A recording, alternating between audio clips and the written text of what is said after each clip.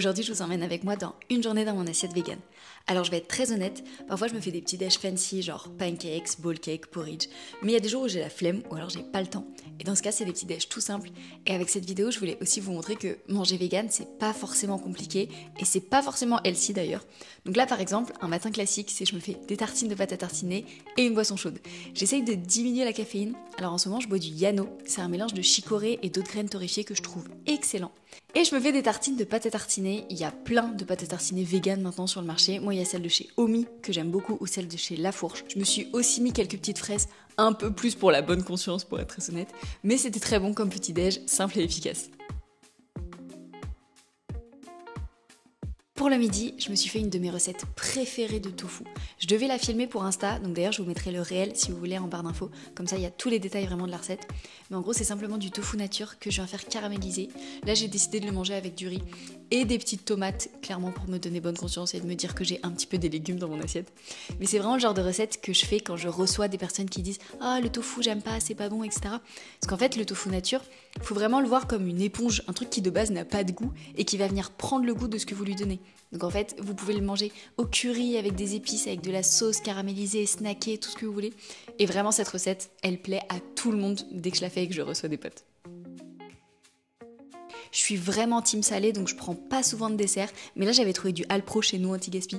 Donc, il y a toujours Raymond qui vient parce qu'il a pas compris comment j'ai plus de produits laitiers à la maison. Et lui, il se souvient des yaourts au lait de vache où il adorait lécher l'opercule. Donc, dès que j'ouvre un yaourt, il vient en espérant que ça va être pour lui et il est déçu de se dire « Ah non, les humains, c'est encore des yaourts vegan ». Donc voilà, désolé mon chaton. En l'occurrence, le Alpro à la vanille est excellent. Que vous soyez vegan ou non, je vous le conseille de le goûter. Et en parlant de goûter, pour le 4h, je me suis préparé un pudding de graines de chia.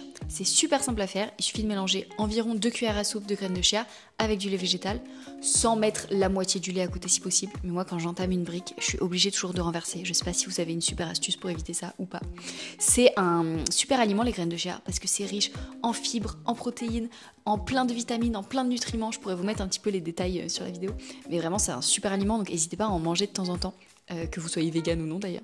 Moi j'aime bien ajouter un petit peu de sirop d'érable pour le sucrer, mais c'est pas obligatoire. Et ensuite je viens le couvrir avec une petite charlotte à plat comme ça. C'est génial, déjà pour éviter le plastique, mais en plus c'est super pratique. Vous pouvez le laisser au frais au moins 30 minutes et plusieurs heures, voire toute une nuit d'ailleurs si vous voulez. Et ensuite vous pouvez mettre les toppings que vous voulez. Voilà, j'avais toujours des fraises à terminer, donc je me suis fait des petits morceaux de fraises. Et ensuite j'ai mis des oléagineux, mais clairement vous pouvez mettre ce que vous voulez, de la confiture, de la purée d'oléagineux, tous les fruits que vous voulez. Enfin encore une fois c'est un petit peu comme le tofu, c'est une base relativement neutre. Donc vous pouvez ensuite, en fonction de vos goûts, de la saison et de ce que vous avez dans le frigo, l'associer comme vous voulez. Donc là, cette fois-ci, moi j'avais mis des fraises, des amandes et des pistaches et c'était excellent. Et évidemment, il y a toujours Raymond qui vient voir, mais c'est toujours vegan, donc ça l'intéresse pas. Pour le dîner, je me suis lancée dans des lasagnes vegan.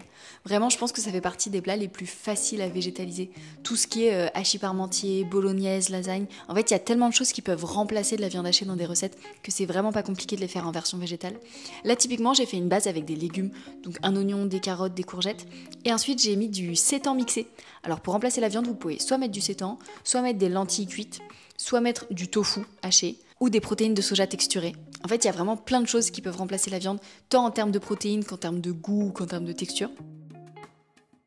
Ensuite, j'ajoute une bonne dose de coulis de tomate et des épices et des herbes, du thym, du poivre, etc. Donc je laisse cuire mes légumes et ensuite je laisse mijoter une fois que j'ai mis la sauce tomate pendant environ une dizaine de minutes.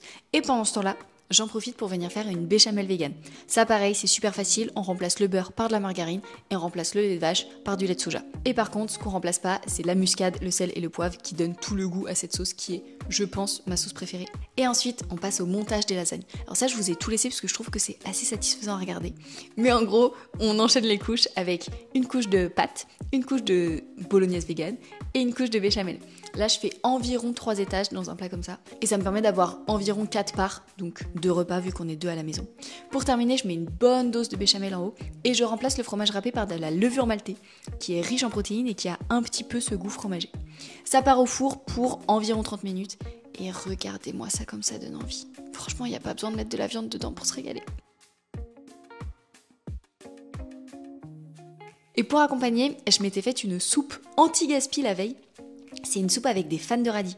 Je mélange simplement une botte de fans de radis et environ 2 pommes de terre dans de l'eau chaude avec un petit bouillon. Je mixe tout et on a la meilleure soupe verte du monde. C'est la soupe que me faisait ma mère quand j'étais petite, la soupe verte, et franchement c'est une de mes préférées.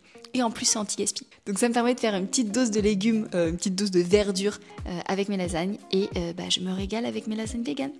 Voilà, j'espère que cette vidéo vous aura plu. On n'est pas complètement vegan à la maison, on est végétarien mais on a décidé d'arrêter les produits laitiers. On a encore des œufs, mais du coup au quotidien j'ai des journées végétariennes et des journées véganes. Donc sur cette chaîne j'ai un petit peu envie de vous présenter les deux. Je vous avais déjà posté une vidéo végé il y a quelques semaines. Là maintenant c'est la vidéo vegan. N'hésitez pas à me dire si ça vous a plu en commentaire et à très vite.